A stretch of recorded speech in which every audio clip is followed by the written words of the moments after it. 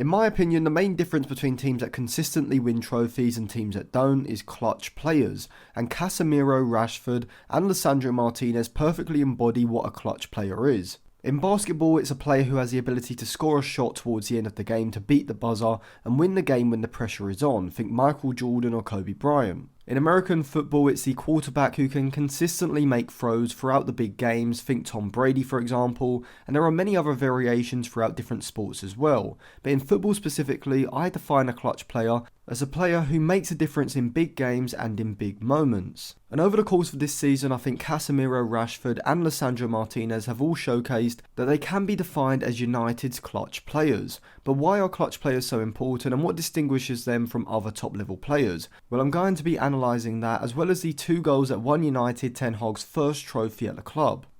But before I go any further, let me tell you about the sponsor of today's video, OneFootball, which has become my favourite football app because it has everything you need to keep up to date with the latest news and transfers, providing you with articles to read as well as videos to watch, whilst also being excellent for keeping up to date with all the matches from across the world that are going on, providing a live ticker as well as match ratings and statistics, whilst also allowing you to check your team stats from across the whole season. If you're sick of having to use Google and Twitter to search for news and stats that you want to see, then the OneFootball app is definitely the app for you, so I'll leave it linked in the description below, and by downloading the app you will be helping to support the channel. So talking of big performances, before I come on to analysing the goals, I have put together a playlist of United's biggest games this season, so if you want to see my analysis of all of those games in which Lisandro Martinez, Rashford and Casemiro feature prominently, it will be in the description below. So as Bruno Fernandes and Luke Shaw line up around this free kick, the one thing that you'll notice, which Gary Neville pointed out in commentary, was that Newcastle were holding a very high back line in relation to where the ball was positioned. Now in hindsight, we obviously know that it was the left foot of Luke Shaw who delivered an outswinging cross, but as Fernandes and Shaw stand around the ball, the Newcastle defensive line doesn't know whether the ball into the box will be an in-swinger curling towards the goal with the right foot of Fernandes, or if Luke Shaw's going to deliver an outswing cross curling away from goal. A high line like this one does make sense if it was Bruno Fernandes who was going to deliver the ball, because the greater the space between the back line and the goalkeeper means that it's going to be very hard for Bruno Fernandes to deliver a ball that isn't just going to bypass the United attackers, as with the ball having a natural curl towards goal, the United players are just going to be forced to start too high for them to realistically be able to make up that ground and be able to get a connection on the ball. Ideally for an in-swing cross, the attacking side would want the opposition to start a bit deeper, closer to the goal and the goalkeeper, as with the natural curl of the right foot which Bruno Fernandes' delivery would have, it would take it closer towards goal, and because of the deeper positioning of the defensive line, the United players are closer to where the ball is going to land,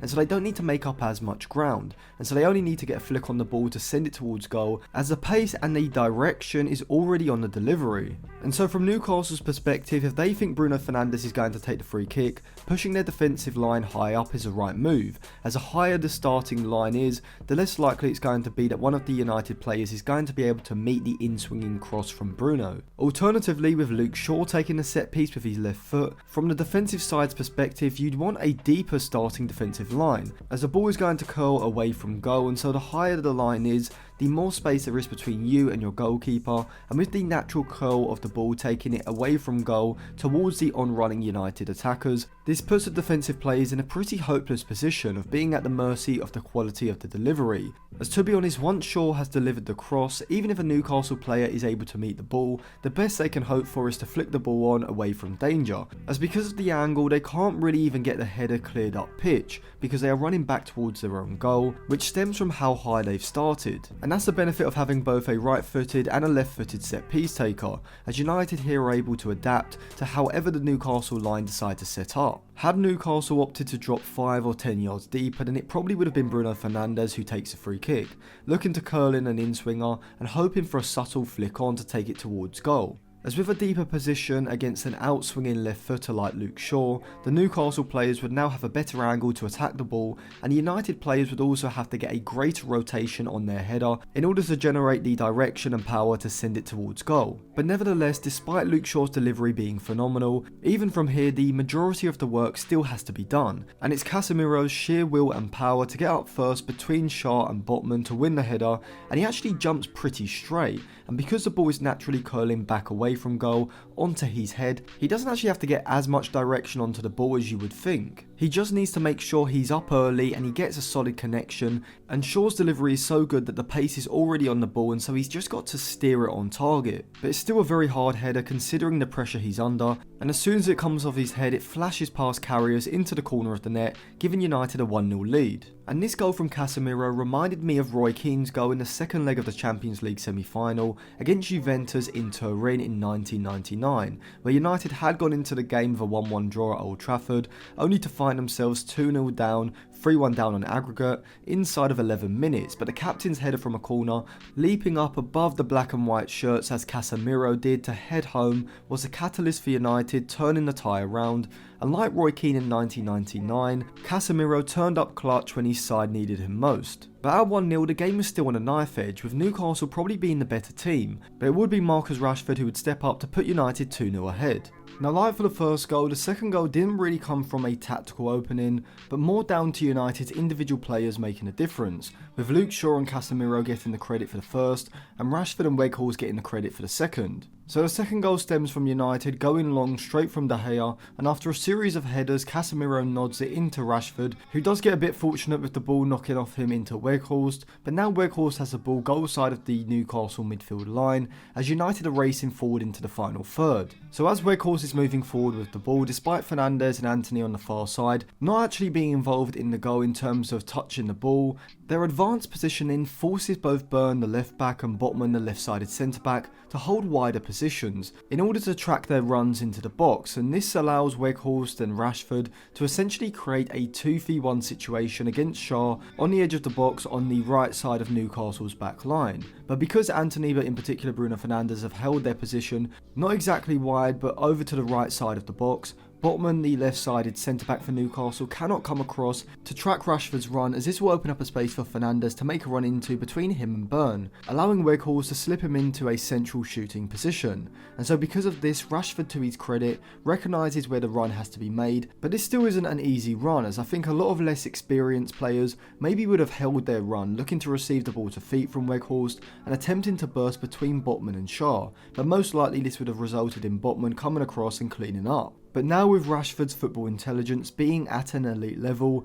he sees the dilemma that Shaw is in, not being able to close Weghorst down and track his run in behind, and so he makes a run behind Shaw rather than looking to receive the ball to Shaw's left. And Weghorst, I think in general, is excellent in terms of knowing when to release a pass and getting the timing and the weight of the pass correct. Doesn't disappoint in this situation with a subtle threaded pass, allowing Rashford to stride onto it, and even though he does get a little luck with the finish, the composure he shows when racing through into the box under pressure is still worthy of applause, as if you get into these positions enough you are going to get fortunate sometimes, and that's exactly what happens as the deflection of Sven Botman takes it up past carriers, giving United a 2-0 lead. And I think a lot of United fans will admit that this wasn't United's best attacking display. I will cover more some of the tactical issues that I thought United had when I do my tactical analysis of this game, which should be out tomorrow. But I think the real reason why United were able to overcome Newcastle in this game and have such a good record in general in these big matches in the Premier League and in the Europa League, as we saw against Barcelona, is because of their clutch players. And as I said, I would put Casemiro and Rashford into that category, but also Lisandro Martinez. Now, whilst I would say that Luke Shaw, Varane, De Gea could also be considered clutch players in their own right at certain points, I do think those three of Lisandro Martinez, Rashford and Casemiro seem to always turn up and perform in these big games, putting in at least 8 out of 10 performances. Now, Rashford and Casemiro obviously did score in this game, with Rashford's I think going down as an own goal, but he was the one that created the opportunity. But Lisandro Martinez is also a contender for man of the match, as he was absolutely outstanding, and it's not the first game he's done it defensively. He's always in the right spot at the right time, which is a testament to his reading of the game, as he knows when to come across, how to position himself, and just senses danger, and when it's his turn to perform a defensive action, he has zero hesitancy in doing it. Whether this is moving out of the defensive line quickly to apply pressure or make an interception, or quickly shuttling round into a position in the box in order to cut out a cross, or put in a goal-saving shot or tackle, Lisandro Martinez seems to do it every big game. I think Rashford's obviously been United's clutch player from an offensive point of view, turning up with crucial goals stemming from his individual brilliance that have given United the win in multiple of these big games. But Casemiro as well has been hugely important in the centre of the pitch. United just looks so much better from a defensive point of view in terms of his reading of the game, and the sheer volume of tackles he's putting in throughout a game, which breaks up the opposition attacks and obviously allows United to regain possession. But even when he does have the ball, his ability to efficiently circulate the ball and progress the ball forward with his incisive and long passes is crucial to United's play, and we saw just how much United missed Casemiro over the past 3 domestic games where Sabitzer and Fred couldn't really replace what Casemiro offers in possession. And so whilst we think about goal scoring in terms of being a clutch player, which is a category that Marcus Rashford definitely falls into, I think Lisandro Martinez and Casemiro's ability to perform in big games, and also score in big games in the case of Casemiro scoring against Chelsea, and in this cup final does cement them as United's clutch players. So thank you for watching. A full tactical analysis of the game should be out soon. You can check out some of the other videos which will be linked in the description. Give the video a like, put your thoughts in the comment section below, and you can follow me on Instagram and Twitter for more content as well.